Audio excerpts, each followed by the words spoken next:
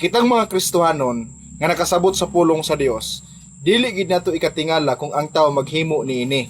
Why? Tungod kay they are blinded by Satan according to 2 Corinthians chapter 4 verse number 4. God bless.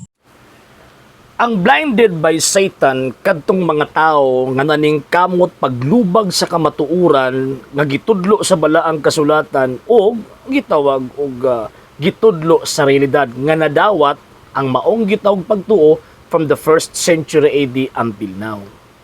For example, kining atong higala nga pastoy, kining iyang pundok dili man ni iya ni Ginoong Jesucristo, pero naning kamot sila sa pagpanglingla, pagpangilad sa gitawag og mga tao nga ipatuon nila nga ilang pagtugi kang Kristo. The fact nga ang sekta nga ilahang gipasakupan, ang pundok nilang gipasakupan dili iya ni Kristo unya nagamit sila sa pulong ni Kristo, mao na mga tao nga gipangilad sa gitawag og yawa.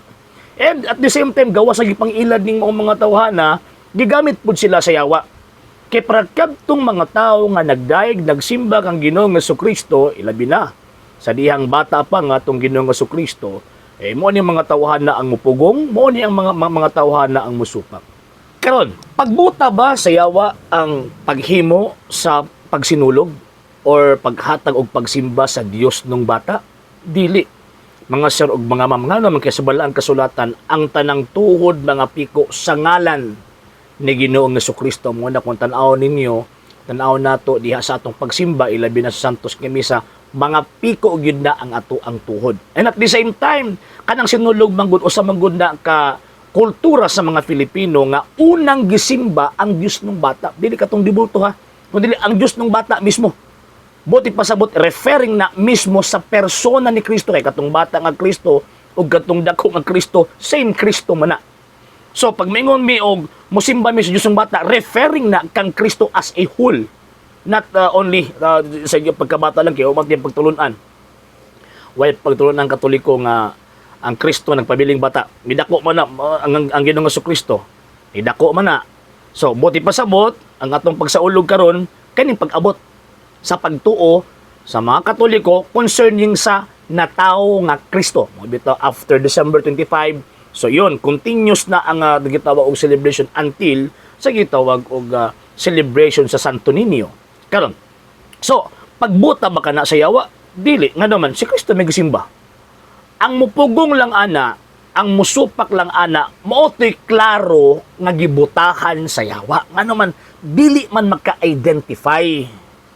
Dili magkabalo nga kana din ginahimo sa mga Katoliko sa panahon sa sinulog, sa panahon sa fiesta sa Santo Niño, kana din ginahimo Christian action di na profession of faith gamit ang kultura.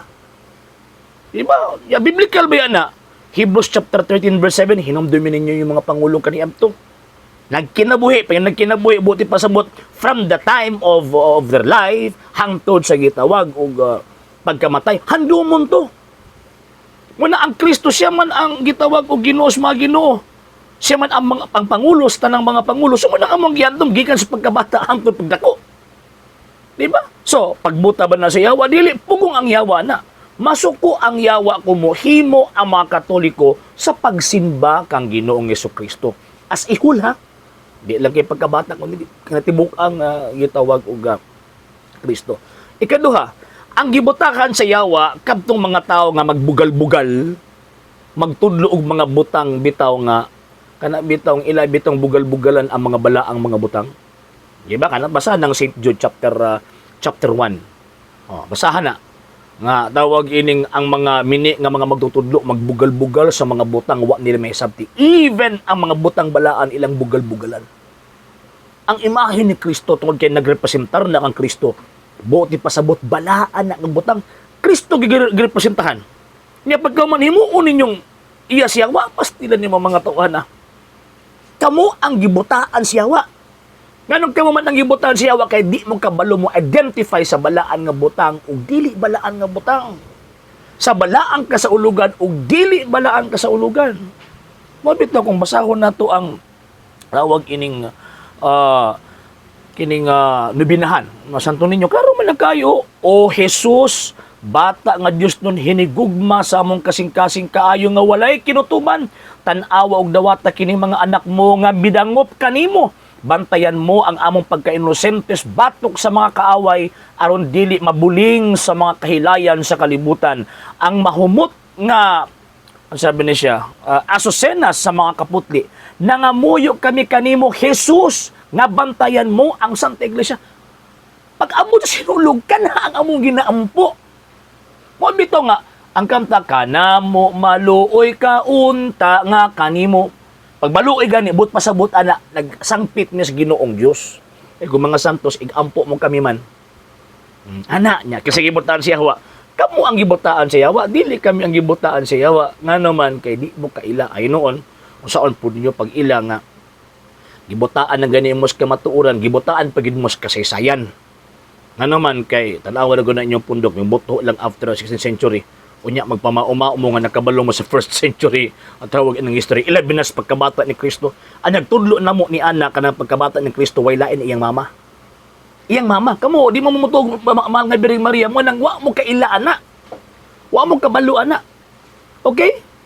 Sa hindi pa po nakapag-follow sa mga pages po natin, i-follow nyo po yung mga pages po natin, RJ Horolanciano II, TV Apolia Punto Argumento page, Kuya Apologies TV page, and RJ's Vlog 2022. And pwede rin po kayo mag-send po dyan ng Facebook stars. And also, sa ating po mga channels, sa hindi po nakapag-subscribe, i-subscribe po ninyo yung mga channels natin, The Lay Catholic, Apologies International Official, RJ Sano II TV, Kuya Apologies TV, and Barrio Kawayan Religious Forum. And pwede rin po kayo mag-send po dyan ng super sticker, super chats, and super thanks. And maraming salamat po sa mga kapatid at mga Katoliko na ulis pong tumutulong sa programa po natin.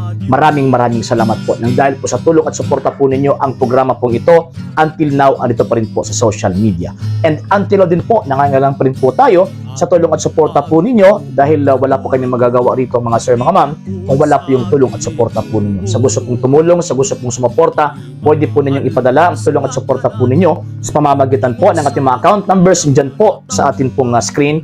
And pwede niyo po kaming i-message sa ating pong page kung via remittance po yung papadala po ninyo. Maraming salamat po in advance.